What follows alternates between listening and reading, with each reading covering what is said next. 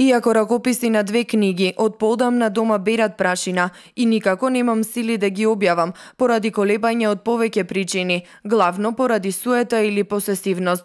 Сега сосема неочекувано одлучив моите впечатоци и перцепции од 3 престои во Соединетите Американски држави да ги преточам во еден запис кој ќе остане како траен спомен за моето семејство. Стои во воведот на збирката раскази Самак, првенчето на новинарот Пеце Стефановски. Размислував дали да се впуштам во психологизирање на тие раскази, дали да понирам кон сижетски психологизирања или интроспекции или контемплативност, значи длабока мисловност, високи стилизации.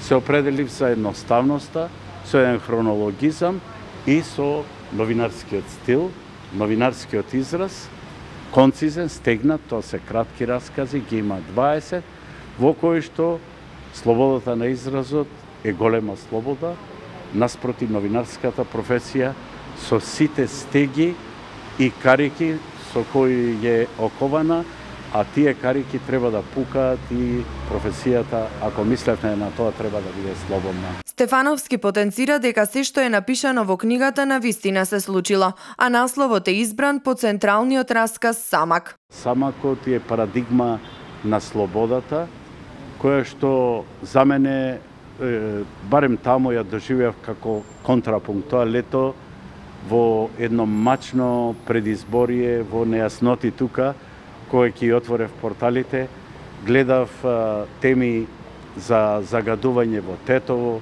за изгорена депонија во Струга, а таму шетат црни елени и сакав да речам дека таа парадигма на слободата, онака како што своевремено големиот француски поет Луи Арагон рекол, инспирирано од романот Шега на Милан Кундера, дека таквиот роман на човештвото му е потребен како лебот.